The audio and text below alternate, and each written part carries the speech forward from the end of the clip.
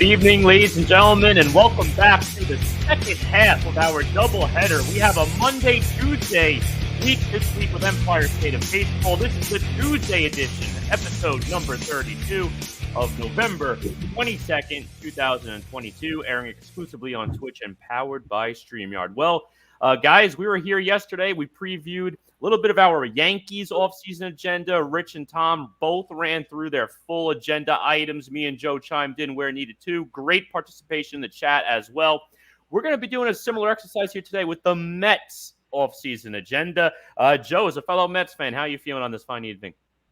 I'm feeling good. I'm feeling hopeful, and hopefully a lot of what we predict can come to pass, and we can have ourselves an improved Mets club.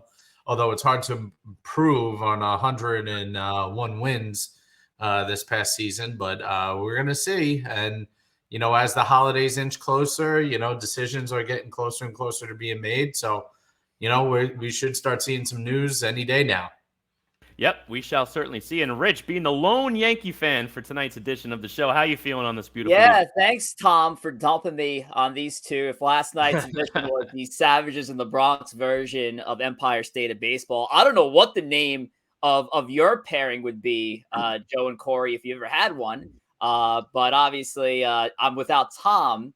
And to better that, because I couldn't just been handicapped by two Mets fans, tonight, stepping in for Tom Waspel, I'm handicapped by three Mets fans tonight. Yeah.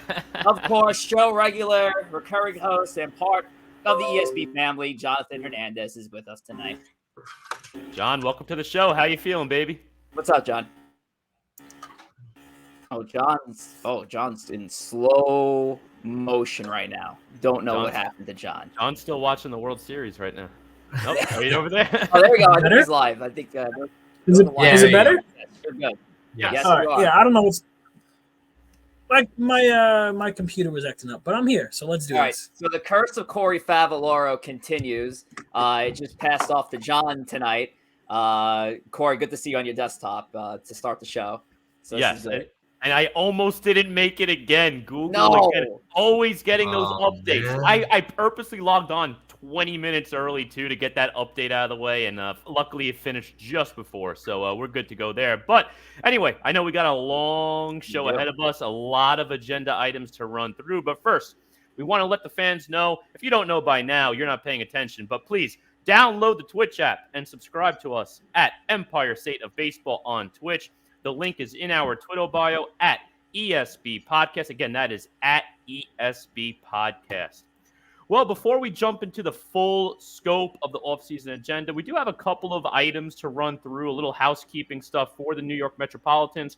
The first one since we last met was exercising the option for Carlos Carrasco, $14 million a team option for a single year.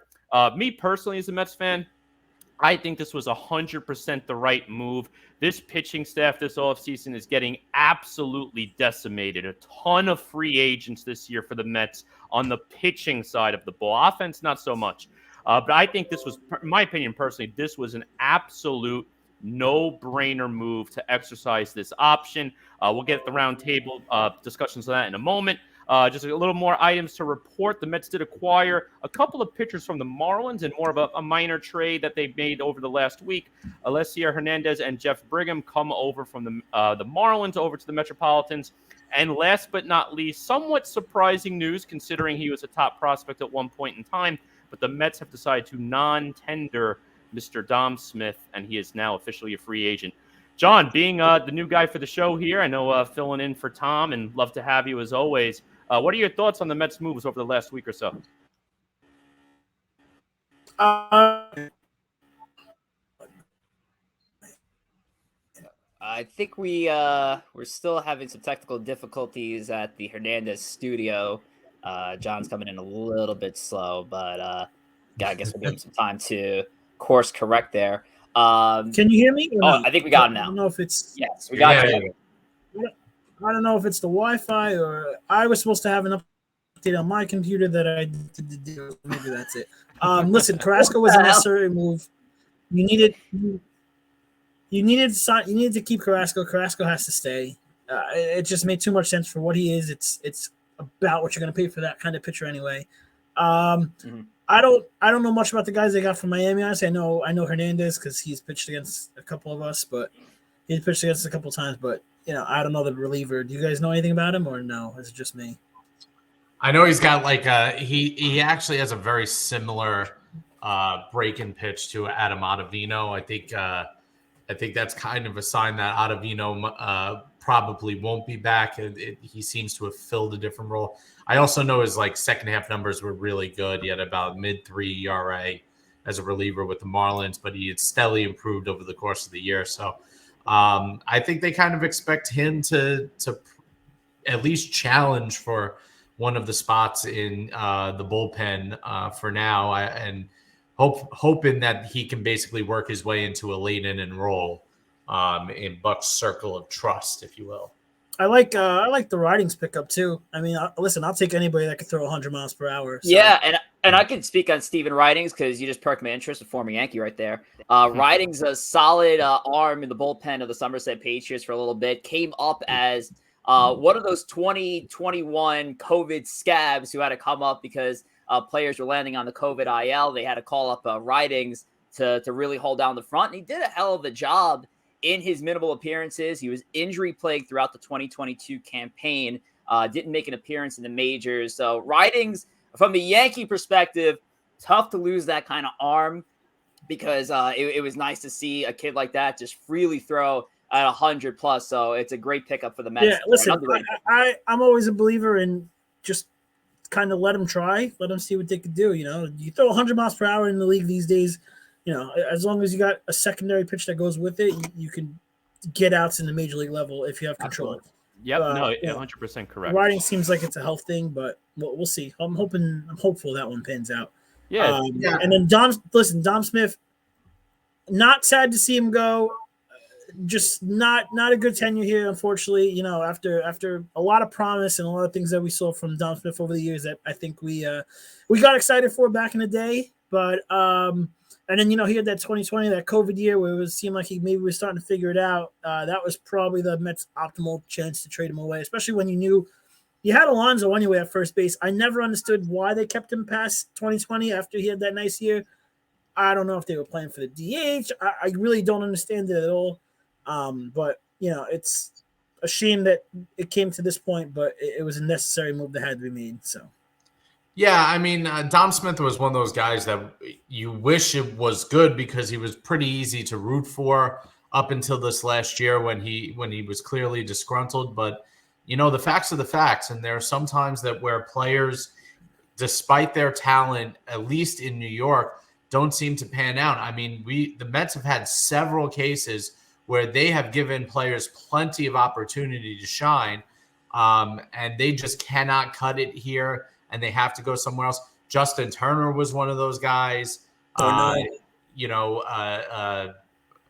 Montero is another one of those guys. Darno. Can't forget Paul Darno. Sewald, Travis Darno. I mean, these guys had several extended opportunities to perform for the Mets, and the Mets keep giving them chances until you can't anymore, and eventually you got to move on. And when you start making the money that Dom Smith is making in arbitration, I mean, Smith's probably going to be over $4 million this year. Correct. And he hasn't hit a home run in 2 years, basically.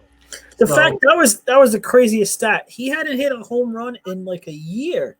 From the last time he played his last game in like July or August, whatever it was.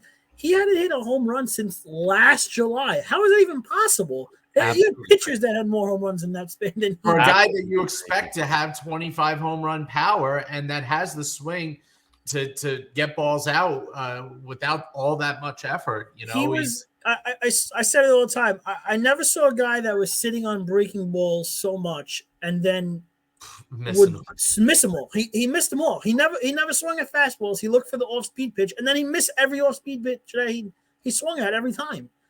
It was infuriating to watch him just take at bats sometimes.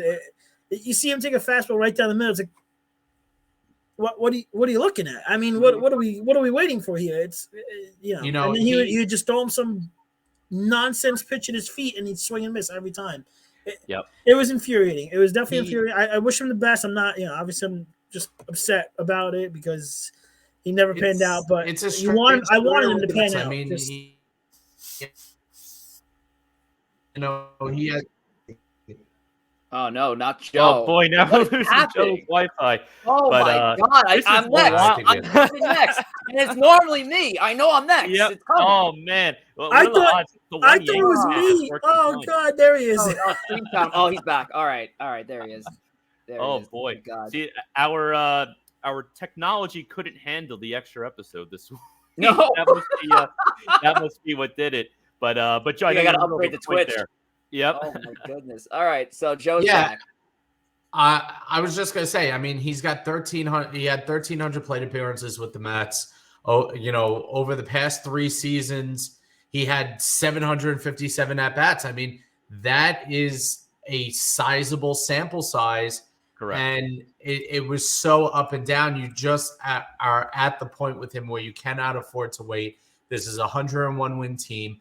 Hopefully he could go to somebody like the Royals or wherever, maybe even the Giants. I know he's from California, and make an impact and hit the reset button on his career. But, the Mets can't afford to wait around anymore, and they need a professional bat in his spot or his spot on the 40-man roster. So they had to move on. And listen, they had to pick up Carrasco's option. So I completely agree with that. Their rotation's gutted. They still have to fill at least 2 more spots, potentially a third, depending on how they feel about how Peterson and McGill can handle that spot in the rotation.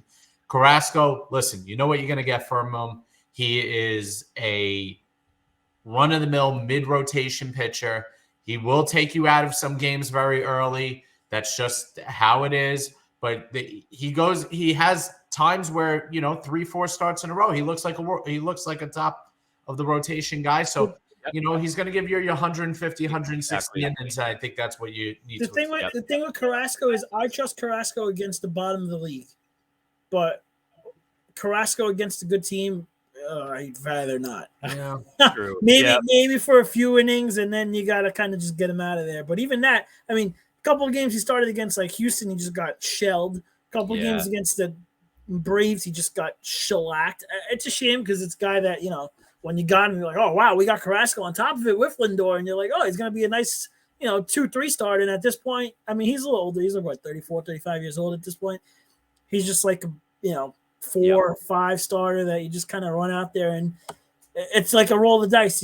You hope you get the good one today. And, you're going to have some days where it's going to be just 2 1/3 and nothing productive. But yeah. And just like Joe said before, too, I mean, you could typically tell right away, like he could give up a game right in the first inning. But that's the thing with Carrasco. Either he has it or he doesn't. Typically, he does. Typically, you're going to get a decent start out of him. But there are some of those games where you're giving up a 4 spot right off the bat in the first inning, and it's hard to come back from that such a big early deficit like that. Because he'll just completely implode in the first inning or two. Boy, But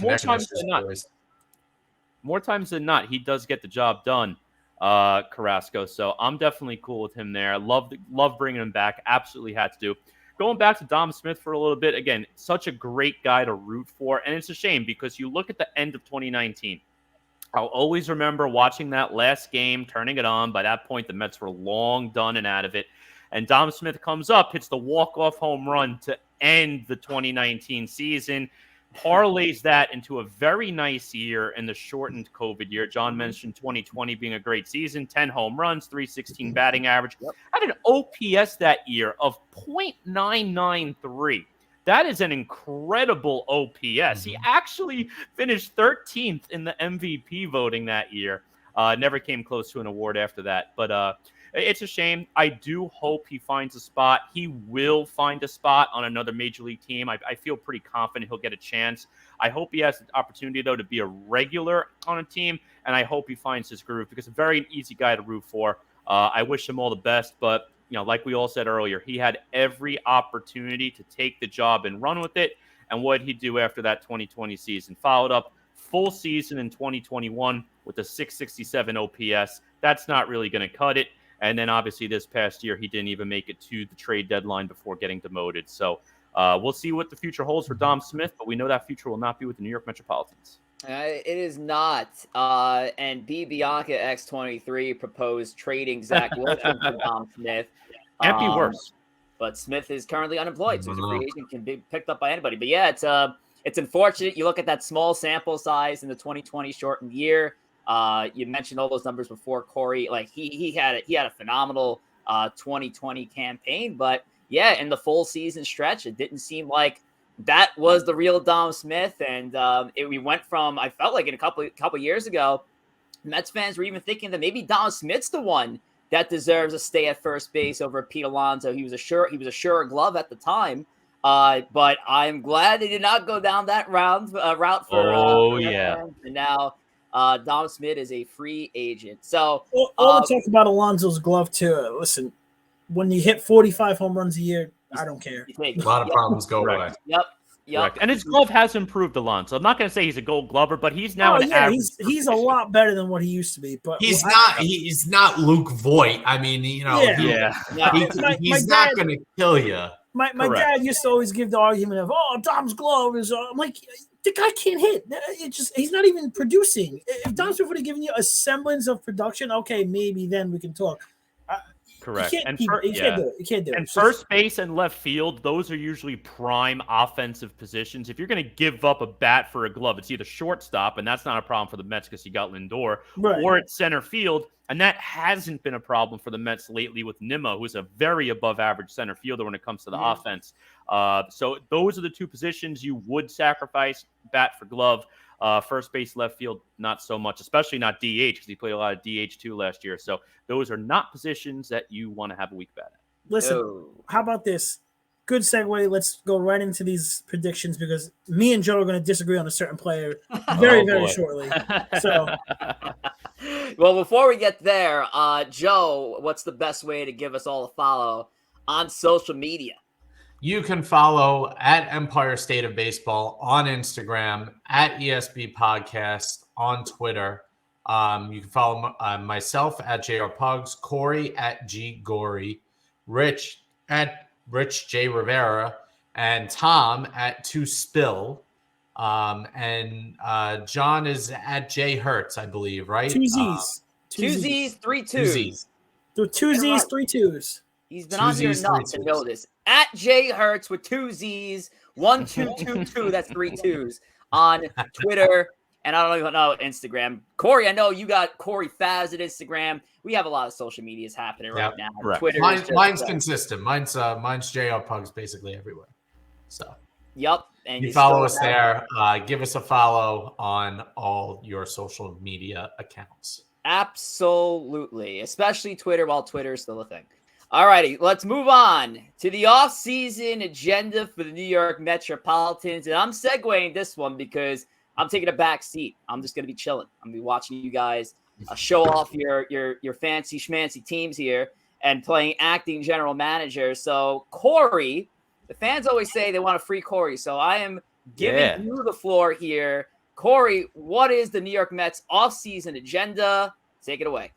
All righty. Well, here, what we're going to show right now, again, similar to yesterday, running through the Yankee agenda, going through the different acquisitions we think this team's going to make and the various contracts, trades they might make. I want to call out, this is not necessarily the offseason that I want for the New York Mets. This is not necessarily an offseason I think puts the team over the top to win the World Series.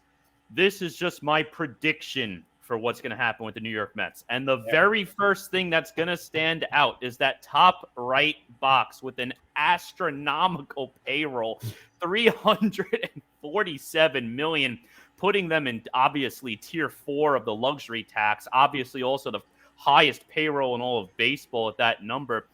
I just want to even show, before I go into any of the individual acquisitions, this pitching staff is completely decimated.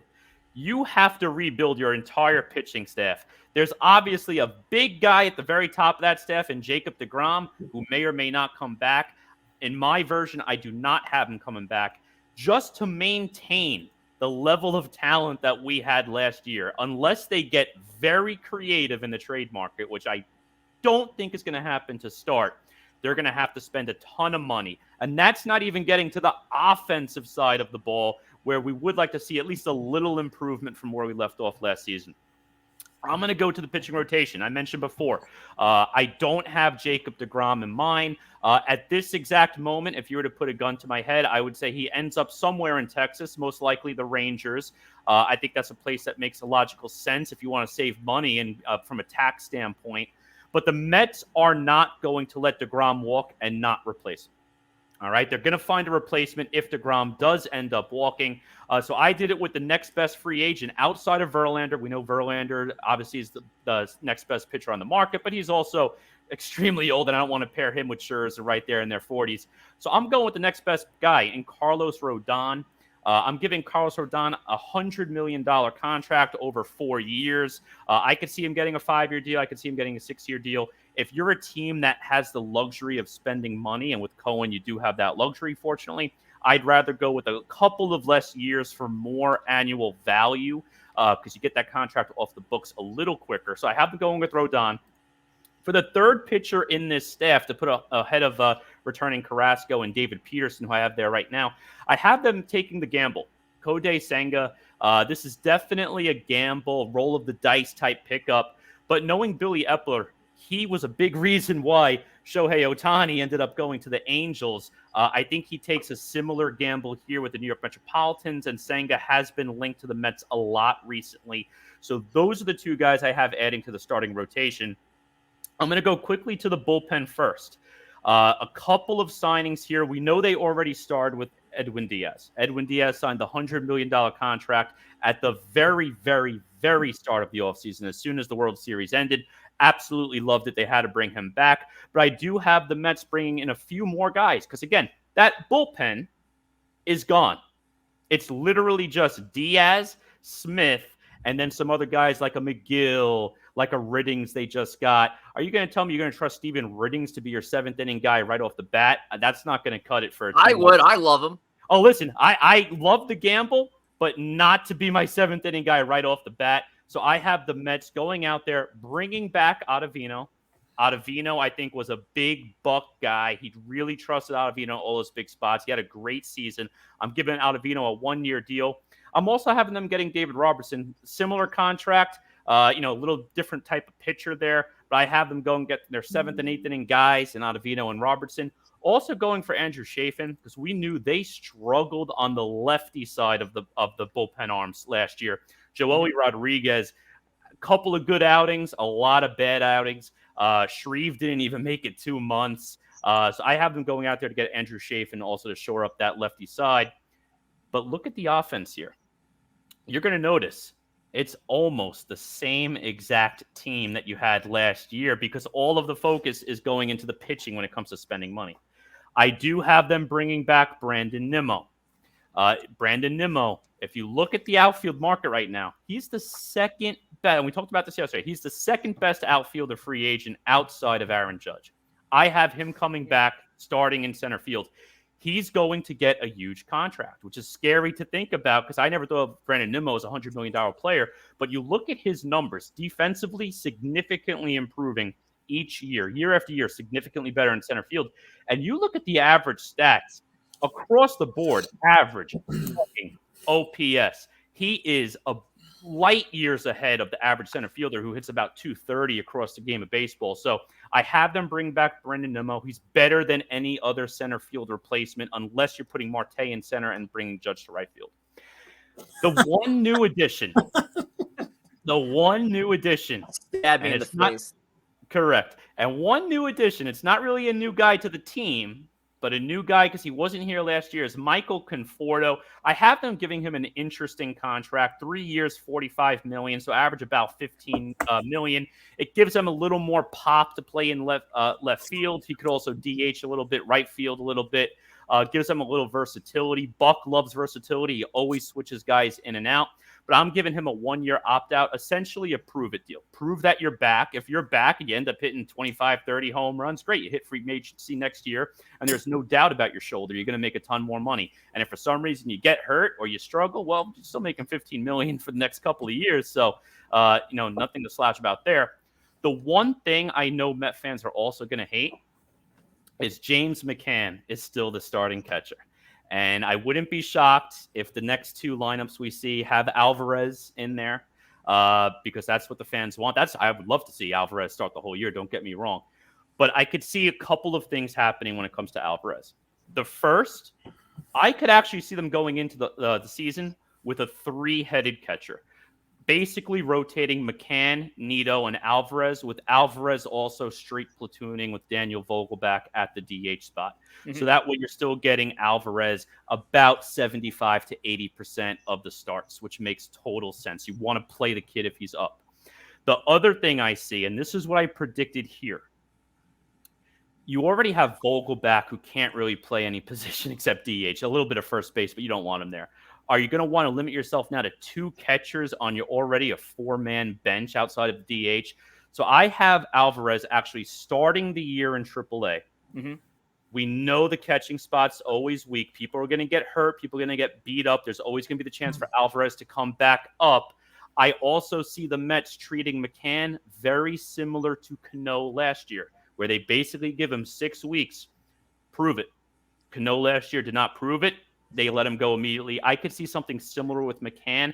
I don't think they're going to give up on him with 2 full years left remaining on that contract, but they won't hesitate to make that move, I think, if he continues to hit a putrid 150 like he was most of last year. I also don't think there's a real trade partner for McCann. It's possible they could end up making a deal, but to me, he doesn't have much value right now outside of being a defensive catcher. And even last year in the early part of the year, didn't have the best defensive season to start. He did get better in the second half, but we'll see what happens. At least right now, this is my prediction of what probably is going to end up happening. And the other good thing is you keep the whole minor system intact. Epler said Mets are not really in a position right now to trade those top guys. They want to continue to build that depth. This allows you to do so, but it also gives you the opportunity to call up a guy like Vientos if you need that spark, and also make a trade at the deadline because you still hold on to that ammunition. All right, Corey, with the with all that, that's a lot of moves. Now, what I did notice in your spending for new players coming over to the team, and that's including, new players, I would say the 2022-2023 signings. So that includes, your re-signings as well, Diaz, Vogelback. According to your blueprint, the New York Mets are gonna spend $164.4 million for this year alone in new signings. Gotta love having Stevie Cohen as your owner to dream big that way. Isn't that right, Corey? 100%. And the other big thing to call out, because we had the whole debate yesterday with the Yankees about bringing back Judge, not bringing back Judge, about giving him the contract offer at the end of spring training. The other thing I called out in mine is the Alonso extension. I'm giving him an 8-year, $230 million extension. Very similar average value to the Matt Olson contract last year, but Olson only got 6 years for about 175. I'm giving Alonso the extra 2 to make it 8 for 230. Alonso is under contract this season and next season through arbitration. So if they were not to do this extension now, they're basically in the same exact spot the Yankees were this past offseason with Aaron Judge. So I want to get that guy re-signed. Make sure you keep your player. Don't let him hit free agency. They're in a similar spot with McNeil, but because of the money already spent this offseason, I only focused on Alonso. Make sure you lock him up. And this high number, it's not truly going to be this high. There will be deferrals. Cano's money, you have $20 million right off the bat in Cano. That money's off the books after this season. So they might even have the Alonso extension, that big money not kicking in probably until next year when that Cano $20 million comes off the books. So it's not going to end up being this high for sure. There's going to be ways to work around it to make that a more attractive number, but I still don't see it being below tier 4. All right. Yeah, Joe. Yeah, so, my big thing with this is I think they're keeping Michael Conforto from what I've heard, and seeing that they're interested in having Michael Conforto back. I think that's a contingency plan in case Nimmo leaves. My thing is, if you're going to sign both Conforto and Nimmo to these deals, you might as well spend the same exact money and just sign Judge and move Marte to center field. So I don't see that, but that's just me. I don't see them going to the $350 million mark if you're going to tell me we're there and we didn't get DeGrom or Verlander or Judge, I think there's going to call into question what the plan was going to that extreme of a level, and coming back and basically saying, well, has the team improved all that much? I think the other thing I would say is I think there is absolutely zero chance McCann is the starting catcher in open today. There's no way to sell that to the fan base that after you had Alvarez up for most of September to turn around and say, McCann is now our starter. McCann didn't even start in the playoffs. So there's no way either the Mets dump him, and you'll see what I got in my plan. But that's my big takeaway. You know, the bullpen, we can go 5 different ways of constructing this bullpen. I think Ottavino has a decent chance to come back. I think Brigham kind of fills that role of Ottavino. Robertson, I'm not sure of. He looked cooked at the end for the Phillies a little bit. So I don't know how much he has left in him. So I think that would be a little bit of a risky sign-in, and probably a guy you're trying to rely on for a 7th and 8th inning work as well. So Jonathan, let's get you in here. Would this roster get you pumped for the 2023 season? It's not bad. I mean, to Corey's point, he said it himself. You're essentially bringing back the same offense, and the problem that we had with the offense towards the end of the year was that they kind of just dried up a little bit. But you're not really getting that bat behind Alonso. Listen, I'm kind of in the boat of bring back Conforto. I think Conforto with this current regime, with this current lineup. Mets fans always wanted Conforto to be the guy. Mets fans always wanted Conforto to be that, he's going to hit 300. He's going to hit 30 home runs. He's going to drive in 100 RBIs. Conforto in this lineup doesn't have to do that. Conforto in this lineup is just another guy, which I think plays to his advantage, where he can come in here on a 1-year deal and say, I know Corey had him for 3 years, but like a 1-year, 2-year deal, maybe 15 mil a year, and say, hey, look, prove it. So you have an opt-out after the first year if you prove it. If not, you have that second-year option where, we can figure out however that plays out, whether it's a team or player option, whatever, mutual. But I don't like the not having DeGrom thing back. But, I mean, listen, I completely also can see the side of not signing DeGrom, and then that just unleashing so many other possible options of roads that you can go down and sign other players. But I'm kind of with Joe on the point of, if you're going to spend $350 million, the team needs to be improved. And this is just kind of like I'm not saying it's not improved, but it's just kind of a status quo. Like, all right, yeah, we're kind of just we're gonna be competitive again. That's where you kind of are there. We're gonna be good. We're gonna probably be right there in the division. You hunt again, but it's not. There's no drastic jump there.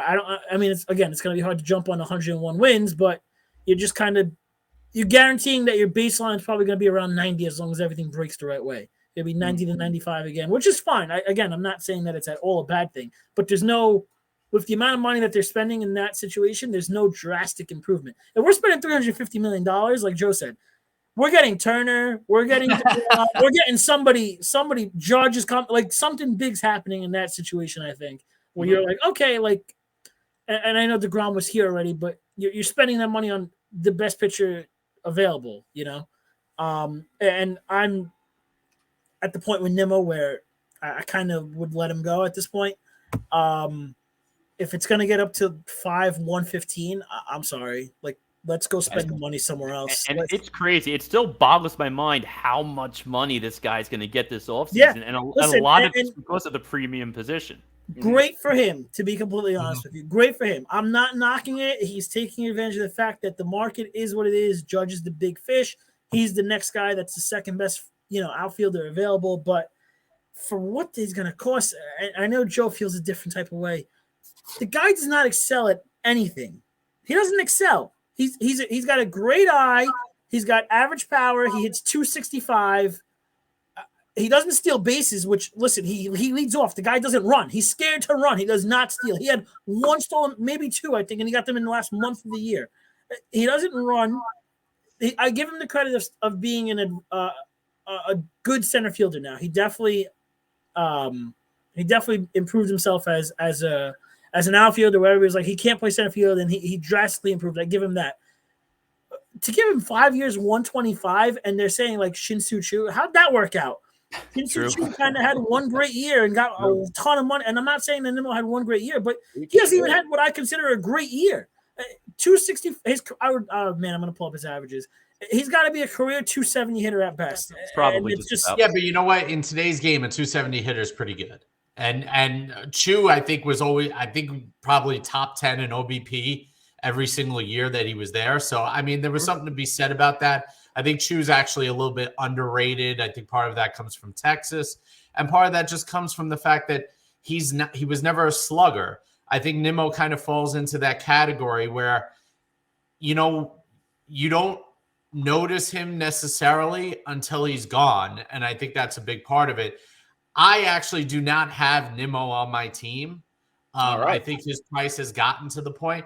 But going a little bit back to what Corey was doing, I mean, if we're at the point where we're paying Nimmo $25 million a year and Conforto $15 to $20 million a year, why wouldn't we just sign Judge? Go get Judge. Go get Judge. Opinion. That's what I would do. And like I said, it might not happen that way. They might go down this route. But I think Conforto is the contingency to losing Nimmo, whereas, they're not in Judge, at least at the moment, unless they see an opportunity. I pulled it up. He is a career 269 hitter. His highest batting average was this year at 274. Oh, I'm sorry. He had 292 last year. 2020 hit 292. But he only played 92 games. He was hurt. Corey, great work here. Good to see the scenario with DeGrom out and Nimmo in. So now I think it's time we flip to the opposite thinking here. Let's pull up Joe's roster, his 2022 to 2023 offseason agenda. Joe, take it away. Okay, so the biggest thing here is I obviously have DeGrom back. I think from what I can tell on reports and everything, there is no scenario where either DeGrom or Verlander is not a Met next year. I cannot see that happening. I think one of the two will be a Met, and I think Verlander is just in case of an emergency that they don't get DeGrom. I, like Corey, have Kodai Senga come in from Japan. Word's been he's interested in the Mets and the Padres, and I think there was one other team that he was seriously talking to. But my big thing in this scenario is the Mets use a lower part of their farm, not the lower part, but the mid-tier of their farm system to kind of improve at the margins, especially in that bullpen. I have them going out and getting a premier setup man in Scott Barlow. I have Dominic Hamill and Junior Santos, 2 top 15 prospects going back to Kansas City for that. I think Barlow will give them an excellent two-headed monster with Edwin Diaz. I called for the Mets to get him last offseason. I also have them going and trading McCann. Like I said, I don't think McCann is going to be on this roster. I tried to match up salaries as well as need. San Francisco makes a lot of sense. La Stella has been less than stellar, and their contracts are within $1 million of each other. In this case scenario, San Francisco has a young catcher in Joey Bart that they're not sure of. They can bring in James McCann, see if he can do a mentor and kind of partner with Bart for the next year or two. And if they want to go their separate ways from Bart and McCann, they can do that and find another option at catcher. I think it works out well. I know their manager thinks he's an expert in reclamation projects. I can see this working out a little bit. San Francisco has no money on the books past this year. So I don't think they would mind the extra year of McCann just being at that position. La Stella would have the 1 year with the Mets. And then I have them going out and talking to Arizona for Ketel Marte. Listen, Arizona has a plethora of outfielders. I know Ketel Marte will probably play second base most of the time there now, but Marte can go slot into center field. He can play second base very well. He can play all 3 outfield positions. The Mets would send Ronnie Mauricio, who is their number 5 or 6 rated prospect, and Calvin Ziegler, who's about number 10. I think that would be fair compensation. Marte is signed for the next 3 or 4 years at about 11 million to 16 million a year. I think that is a more than fair offer. And I think it's a little bit of an outside the box thinking. You don't have to re-sign Nimmo. Marte will cost you less. He will fill that same kind of role, can kind of slot in there between Starlin Marte and Francisco Lindor at the top of the order. And then on the free agent sign-ins, I got Zach Britton coming back to his old manager on a 2-year, $14 million deal. He has a good year, finds himself again. He can opt out for a bigger contract. I got Chafin, lefty, much needed. Both Britton and Chafin would be much needed left-handers. And then, I think we would just roll with that kind of bullpen makeup. I think Brigham kind of takes over that Ottavino role with that wipeout slider that he has. Drew Smith, I look to become the 7th inning guy next to Scott Barlow. And I can see him becoming a real weapon in that bullpen. So this is what I have. The biggest improvements that I think that come from the Mets in this case scenario are the fact that Beatty's going to start at third. Alvarez is going to start at catcher. I think those are your biggest improvements. I got Conforto on a 2-year, $26 million deal. Same thing as Corey. He's going to have an opt-out. If he does well, he'll probably opt out and go for a 4 or 5-year deal. If not, I expect him to stay for the 2 years. And listen, I think that's where the improvement comes from. I think it comes from Conforto. I think it comes from Alvarez and Beatty. I think the power at those 3 positions is going to dramatically increase. And I think it puts the Mets in a better position just from their internal things. And the one key part of this is if you look forward to the following year, you have about $100 million that can potentially come off the books going into the following season because of the 1 or 2 year deals with the opt-outs and because McCann, Cano, and Darren Ruff's contracts are off the books. Yeah, All I think right. the big thing to call out, that number in the top right that you got there too, that 321. I mean, that just goes to show we saw 2 examples where the team has to spend a lot of money to maintain or improve. There's a lot of work. The whole pitching staff is gone. So we saw 1 at 320, 1 around 347. So right off the bat, you could clearly see the Mets need to spend money this offseason. Thankfully, we have Stephen Cohen because that's clearly the biggest call out between both of the charts so far. Oh, yeah, you guys are definitely going to be in tier 4. And I also want to call out Joe's trade acquisition of Ketel Marte and to cause so much chaos on the afternoon drive of WFAN when fans are calling, oh, they got to send Marte down the lineup. What Marte? You're going to cause so much chaos. Fucking morons. When you have 2 Martes in the outfield. But, Joe, I love the creativity in bringing on Ketel, who's been connected in trade talks for a while now. And, yeah, obviously you're going to have to piece with a couple top 10 prospects to get a player like that who can also switch over to second base if need be. But for him to be out there in center field and replace Brandon Nimmo, and that is a solid replacement. Again, another Conforto reunion. Maybe, guys, is this reality? Could we really see Michael Conforto back in the blue and orange next year? I think it can happen. Yeah, I think it can happen. I think it depends on the price. Listen, like I said, I truly do think that if they were to sign Conforto, I think he will thrive. I think he will actually thrive because with Buck there, the problem with Conforto was always I felt that they wanted him to be more than what he was. Like I said before. Lindor's here, Marte's here, Alonso's here now. I mean, like here, not like when they played together and it was like Alonso was still coming into his own. Buck's here to take Buck does a great job of taking the pressure off of these guys in the clubhouse. He takes all the heat. He does a phenomenal job with them. You're just another guy. Now there's no pressure on him to come in here and be like, I have to do this. I have to hit 30 home runs. I have to hit 300. Just come in, hit. You're on a prove it deal. 1 year with an option. 15 mil. Let's see what happens. The beautiful part about this scenario, which is what my main thing is, the team is equipped to basically handle anything that you can throw at it. Ketel Marte is a switch hitter. Lindor is a switch hitter. Canna can play against all lefties. Conforto and Vogelback can play against righties. You put in a situation where McNeil goes down for a few days. Marte can play second base. Ketel Marte can play second base, and Starling can slot over to center field. And then you can put Conforto in the outfield and Vogelback will DH. I mean, you have unlimited flexibility. La Stella plays multiple positions. Luis Guillorme and Escobar play multiple positions. There could be a different lineup every single night, and you can play, and Buck is free to play every single matchup he can imagine and put himself in a position that he is not married to one lineup every single night.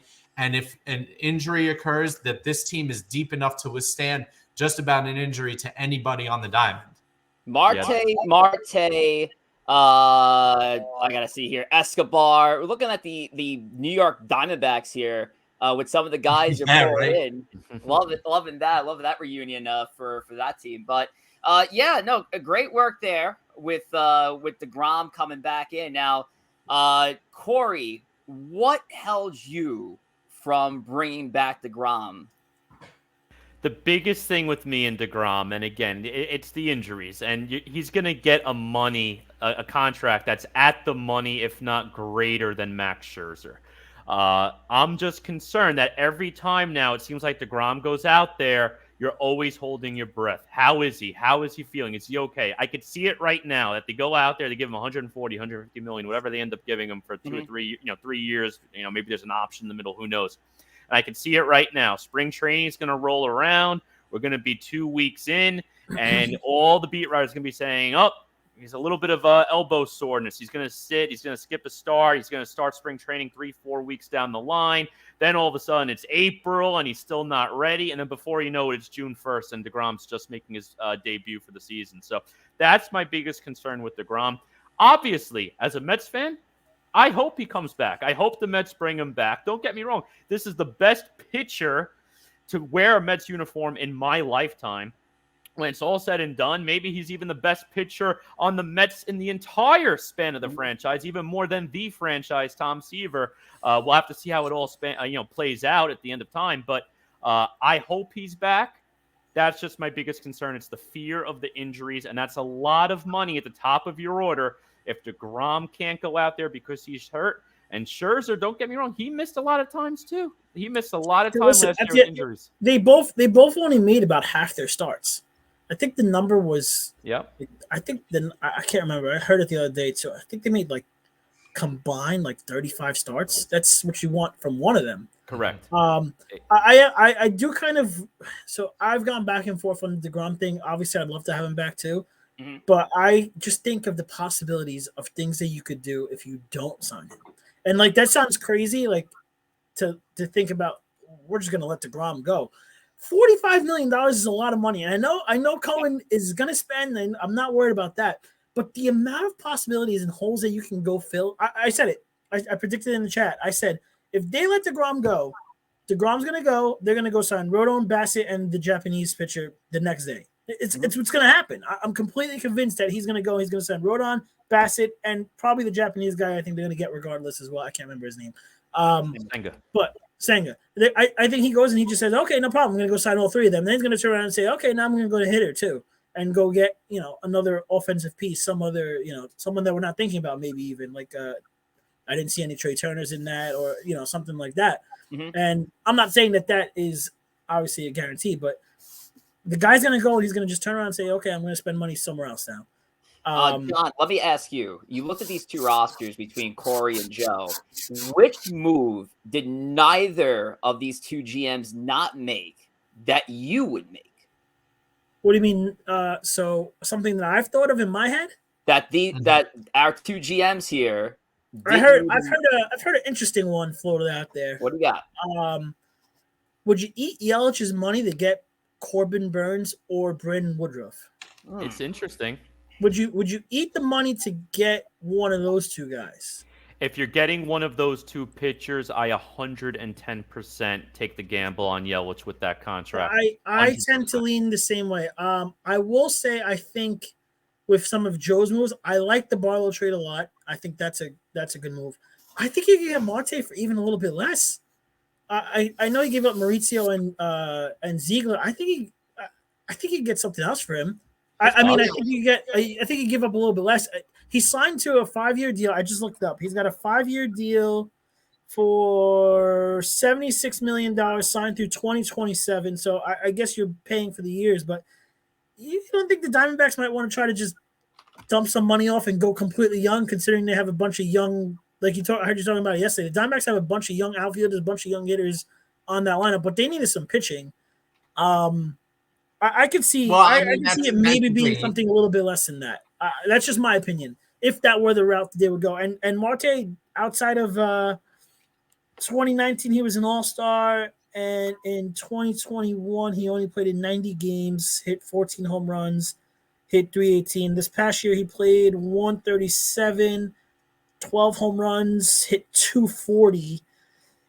It's not like, again, I'm not saying that he's not a good player. I just don't think you have to give up Maurizio and Ziegler. I think you can get him for maybe a little bit less because the Diamondbacks are the Diamondbacks, and they don't like to spend money. So, well, I just ran the trade value. Again, this is based on baseball trade value, so take it for a grain of salt. It is somewhat of a decent form of measure when you try to evaluate these kind of trade proposals. I did a Burns, Woodruff, and Yelich, and that's still a negative 10.30 value to the Mets because of how bad the Yelich contract is. So essentially, you trade Daniel Vogelbach in there, and the Mets would still lose that deal. That's what I'm saying. According to their value.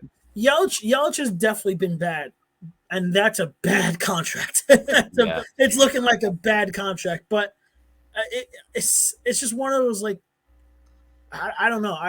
It feels like almost like an Arenado type of deal. Like, maybe we can work something out where, okay, we want one of the pitchers. Give us one of the pitchers to replace DeGrom, and we'll help you with the money for Yelich, but we're not giving you Alvarez or, Beatty. Well, it's hard to believe that. I don't think it's the type of contract at this particular point. Listen, if you were 2 years further than that, I think the Brewers would consider doing that. But I don't think if they are going to trade a Burns, Woodruff, I could see. I could see them saying, you know what, we'll do that. But Burns Burns is at the top of his craft. I mean, he, for all intents and purposes, is a top 10 pitcher in this game. You don't give that up to rid yourself of a contract. You take the prospects on that, and you live with the. Oh no, I agree. It was just something that I heard that it was like, oh well, what if, I think Woodruff, you would have an argument for it, but I don't think Burns, and it's hard to say. Listen, with the Mauricio thing, Mauricio's blocked. He's going to be blocked in 3 different positions on the Diamonds. Yep. Beatty's already going to be entrenched at third base. Lindor's not going anywhere. And listen, McNeil has another year like he did last year. He's going to get a contract extension, and he's not going to go anywhere. So then you're going to have to figure out Vientos and what you're going to do with him. So I just don't see any room for Mauricio in this organization. I think it would be a fair trade. I would not balk at it. Listen, if you want to go bigger fishing, you could always save it and find somebody else. But that's the main target I saw, just because, like I said, Arizona is loaded to the gills. A lot of outfielders. Between Varsho and a lot of Carroll and I love Varsho. You know what? Not for nothing. I did see that I think it's Jake McCarthy would be the odd man out. Didn't I tell you that the other day? You might have said that, but I might have. I don't know. I'm not sure. He literally just took. He literally just took the next point I was going to make right out of my mouth. But it's okay. I'll allow it. I mean, listen. You could swap an infielder for an outfielder and go after and take McCarthy. I was literally just so you know, I'm not bullshitting you. I was literally just looking at Jake. You probably can't see it, but Jake McCarthy. But I was literally just looking at it. He's 25. He had a pretty good year this year when he played. He played 99 games, 8 home runs, 43 ribbies, hit 283, 23 stolen bases, It's a nice player. If you could Be get, a center fielder. I would do Yep. Maurizio for that straight up. Maybe if you're talking Mhm. about because we have control over him. He's only got he's arbitration eligible. He's not a free agent until 29.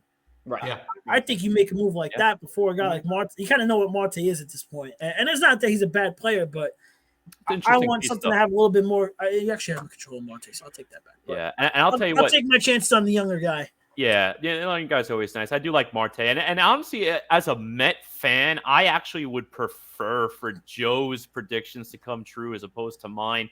I do like the creativity that's there with Joe's. I was a little holding back on the trades with Epler's words, but again, sometimes you got to take those words with a grain of salt too, because they're just trying to play their cards right.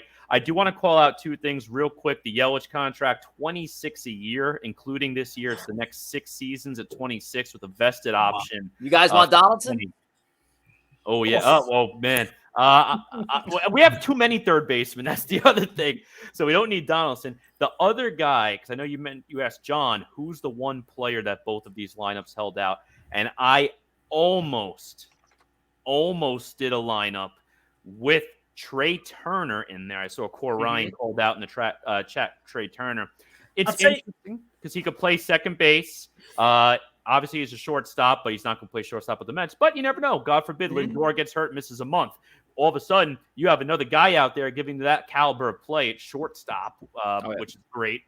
He could play center field a little bit. He could play second base. I actually love McNeil in the corner outfield spots. I think he plays a great job. I actually think he might be and this is just my opinion. I think defensively he's a better corner outfielder than a second baseman because I've seen him make some really cool plays in left field. Second base to me, he's good, not great. He gets the job done. I trust him there, but he's not a Gold Glover in my opinion. So Trey Turner was a close one. I almost did, but I gave Alonso. They already have that money in Lindor. They're going to have to pay Alonso with that extension. I couldn't see them giving another infielder that same money. I'll tell you what, if you're gonna do what Joe said, we were talking about before, Corey, if you're lineup, if you're gonna spend the money on Nimmo and Conforto anyway, that much money on them, go get Turner. Go get Turner instead. He gives you position versatility. He hits 300. He hits 20 home runs. He steals. He's probably not going to steal 40 bases forever, but he's currently stealing about 40 bases, 35 to 40 bases. I take that over Nimmo, the Nimmo Conforto 2-pack over. Take Turner over that any day of the week. So, listen, and the thing with McNeil is I know he can play both corner outfield positions. The one thing I worry about with McNeil in the outfield is McNeil tends to go after balls a little too hard. And I think if you put him in the full outfield, he is going to be essentially a crash test dummy out there. I mean, he will hit the wall once a week, and sooner or later, he is going to get hurt and cost you. And the thing with him being at second base is safe for him because he is going to play every single day, and there's nothing for him to run into. You know, how many I could bring up McNeil's highlights from the outfield, which is about 110 games worth of highlights. He's hit the wall 8 or 9 times already. I like the one where he dove into the netting. That was a good one. Yeah, that was nice. Right, but it's a great highlight. But at the end of the day, I worry about putting McNeil in a corner outfield spot for a long period of time because I just think it's inevitable that he's going to go full-blown flying squirrel into the wall and dislocate a shoulder or something crazy like that.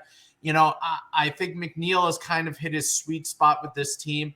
If you keep him at second base 140 games a year and a couple of games he goes into a corner outfield, great. I don't know if you shift him to left or right beyond the occasional spot start, that is beneficial to the team long term. Rich, if you don't mind. I want to go around the room real quick because I did ask this question yesterday in the Yankee regard. So I'm going to ask it for the Mets here.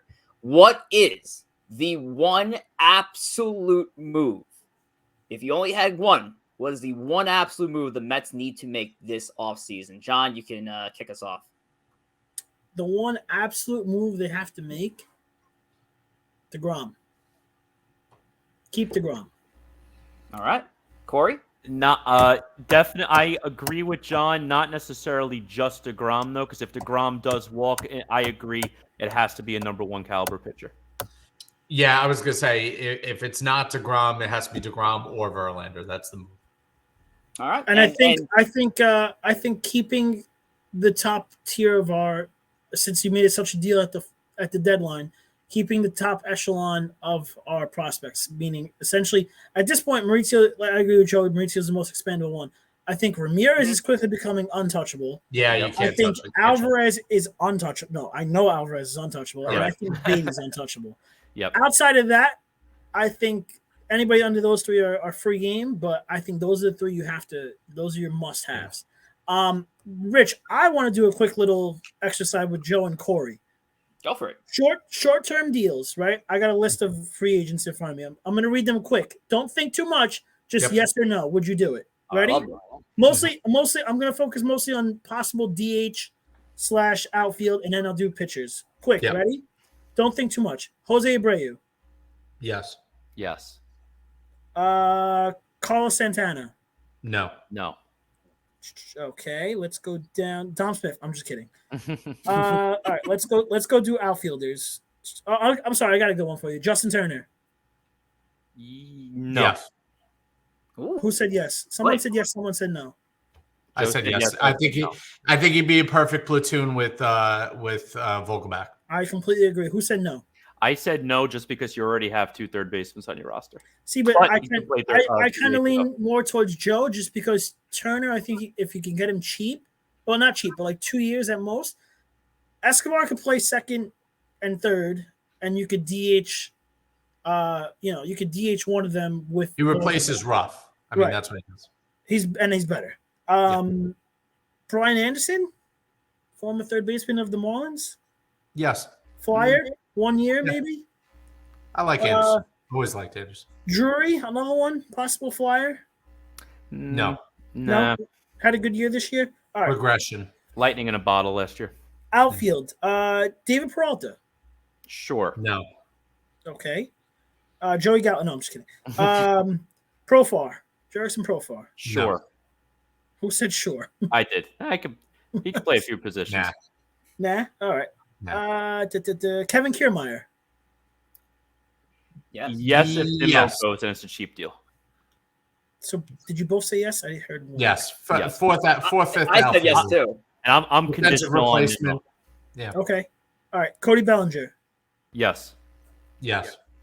For the right money. I would take the Flyer. One year Flyer. I almost 1 year Flyer, yes. Anything more than that, no. Get this bum Bellinger out of the lineup. That's Joe. No, that's Joe. I think he's broken. But I'll take the Flyer that somebody can fix him. Yep. Okay, fair enough. Mitch Haniger. Yes. Yeah. If you get Mitch, he's 32. If you get him for like a 3-year deal, do you do it? If this is like a Nimmo walks and you spend the money somewhere else. Again, he's righty, right? He's righty. Yep. You know what? I'm okay with it. Like I said, platoon DH. I don't have a problem with it. Spot starts. JD Martinez. Yes. Yes. Okay, fair enough. Trey Mancini. I think he gets more than like 3 years, but yes. If you keep it under 3, yes. Okay. 3 first basemen / DH on the roster though. A little outfield, but you don't really want him out there. Listen, you can live with it for a few games. Nelson Cruz. No, because I think his time's up. Yeah. Okay, fair enough. He's Vogelback. He can't play any option. Correct. At least Mancini can go to the outfield on occasion. No, I agree. I'd rather have like Mancini or like Turner, someone that can at least give you a day in the field or two. Even Mancini's kind of become just like a pure DH. Let's see. Luke Voigt? No. Okay, me too. Jed Lowry. No, I'm just playing. Okay, starting pitchers. Eovaldi. Yes, but he better not be the best pitcher they bring. No, I agree. Gibson. Kyle Gibson. No. Corey Kluber. No. Yes, but again, can't be the best pitcher they bring. I agree. I can't rely on him. I got too many question marks as it is. I need reliable. Okay, and he's older. He's 37. I'm thinking short, maybe a 1 year, 2 year deal. God, this one hurts. Sean Manaea. Sure, if he's like your 5th star instead of Peterson. Well, I'm all right. No, I'd Let's, rather roll with. a lot of these guys are like, we got DeGrom, and now we're just kind of filling. Yeah, in the just spot. filling it out. Yeah. Walker return. No. Heaney. How do we feel about Heaney? That's a name we've been attached to a lot. Nope. Already had his time in New York. Nope. Yeah, I'm not a fan either. Not me neither. Jamison Tyon. I won't like it, but I wouldn't. I like him better than the last 3 guys he mentioned. Tyon had a good 2022. I feel I like don't care. I don't like him underrated. I'm not really interested. Syndergaard. Sure. Yes. I don't think he'll ever come back. Mike Clevenger. Yeah. You take a chance on Clevenger, but not Tyon. Amazing. I would take a chance on Clevenger over Conforto. Over Syndergaard. I think. I'd rather the Syndergaard return. Yeah, I don't think he's ever coming back.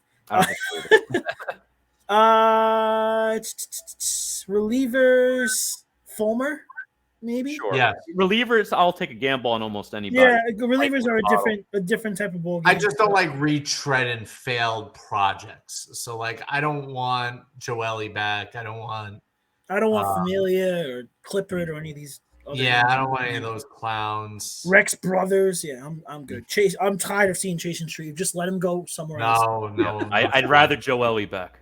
Yeah. You're getting into the minor league deals of the. I just have the list in front of me. So all right, that's pretty much it then. Nice. I like that. Nobody else that I'm really jumping at me. Bundy? Well, not really. No thanks. You sure you guys don't want Dom Smith back? I mean, he's gonna be really, really. No, I'm cheap. good. It's gonna be really cheap. All right. Well, anyway, make sure to catch the replay on YouTube. Our full episodes, best of clips of Empire State of Baseball, are on our YouTube page. Episode 31 from yesterday is not up yet, but we'll make sure 31 and tonight's episode will be up at your pleasure. All righty. Scheduling announcement. If you're here with us yesterday, you know the deal. Next episode will be on December the 5th. It is a Monday evening, 7:00 p.m. Eastern time. It will be our MLB winter meetings / contemporary era committee special. I know Joe really wants to get into those contemporary era guys. A lot of controversial names in there. And hopefully by the time we do that broadcast, we'll be very happy with the result that the Veterans Committee has for us. And speaking of Hall of Fame, the National Baseball Hall of Fame special, episode number 34. That's on Monday, January 23rd at 7:00 p.m. as well. Also a Monday and a very large hiatus, I'd say the least, guys. A month and a half between episodes. So those are our next 2 off-season series specials. And we thank you guys so much for tonight's contributions. As always, the Mets fans did a wonderful job. And like I said, if Tom and I are the Savages in the Bronx, Corey and Joe, you need to come up with a name for your pair come next episode. John, thanks for jumping in, man, for the last-minute guest hosting duty. Yep, I love it. So, especially, I love getting into the what ifs. So. Yeah, no, for sure. I know we got to do some thank yous all around. I'm going to thank John for coming in a little late here, last minute here. It was a great conversation. Always a pleasure to have you on board. Yeah, thanks a lot for coming, John. And listen, thank everybody for Thanksgiving. Week to give thanks, and enjoy the family, food, and football on Thursday. That's what Thanksgiving is all about. The 3 F's of Thanksgiving. Yeah. And then there's 3 F's of 4th of July. It's you just sub out football for fireworks, I believe.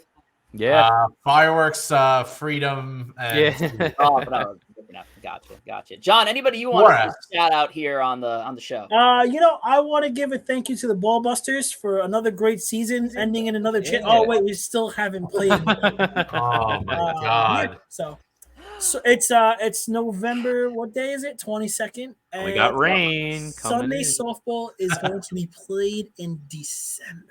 So while there's an off season in Major League Baseball, there is an on season in Staten Island Sunday morning softball, which is unfortunate for the 3 of us here on the call, not including Joe. Corey, anybody you want to shout out? I just want to shout out John, shout out you guys for a great show tonight. Shout out the chat. I had some good participation throughout the evening. So thank you again, everyone. And want to thank again, just a general thank you for the holiday. Thanksgiving, time to be thankful. So thankful for everything. Oh, thanks for the fam for always the support. Danielle for giving birth to my nephew. Appreciate that. We're gonna have to kick over an extra seat now, or rather a high chair at the Thanksgiving table on Thursday. So that'll be interesting. There you go. But yeah, thank you guys for sticking with us, and thank you to our viewers who are here for not just one but 2 nights of Empire State of Baseball. It really did feel like a full-time job if we were just starting off the week on a Monday, Tuesday. So thank you so much for joining us for that. We'll see you here in a couple of weeks' time, Monday, December the 5th, our winter meeting special.